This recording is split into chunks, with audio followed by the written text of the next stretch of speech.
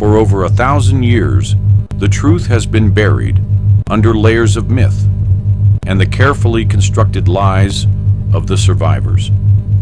History remembers them as mindless savages, primitive raiders from the frozen edges of the map who lived only for the blade and the flame. But the archive sees a different reality.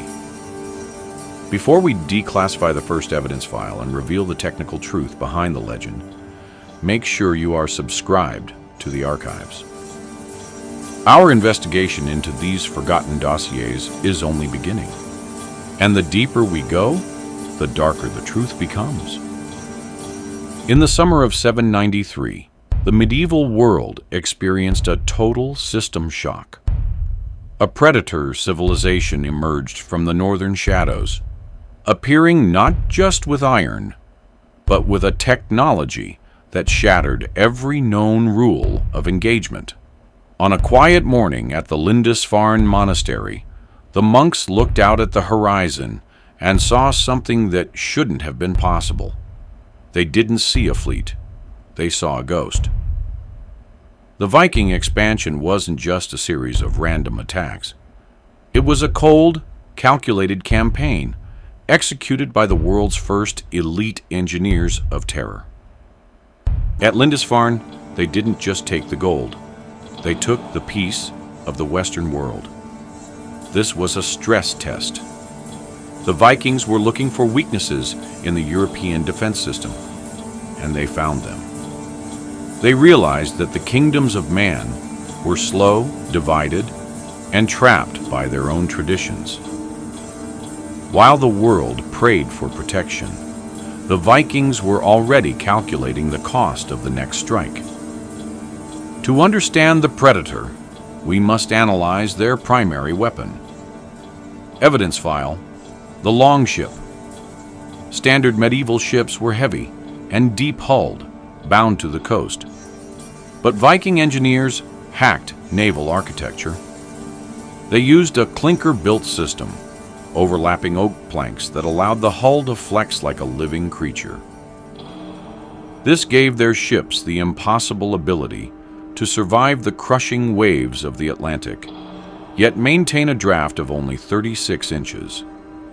It was a stealth bomber.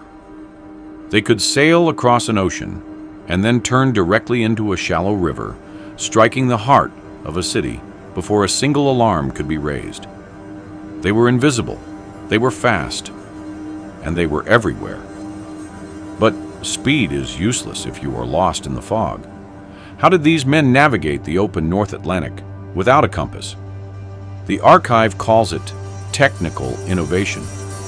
They utilized the Sunstone, a crystal of Iceland's spar. Through the science of polarization, this stone allowed them to pinpoint the sun's exact position, even during a total whiteout or after sunset. It was a visual GPS, an analog computer for a world that was still using the stars. While Europe was afraid of the horizon, the Vikings were mastering it. For decades, they were just ghosts in the fog. But in 865, the data changed. The Vikings stopped being pirates and became an occupation force. Led by the sons of Ragnar Lothbrok, the great heathen army landed in England. This wasn't a raid.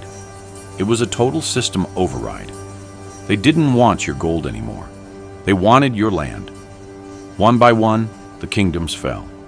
Northumbria, East Anglia, Mercia, all deleted from the map.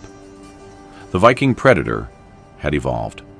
They had the ships, they had the tech, and now they had the territory.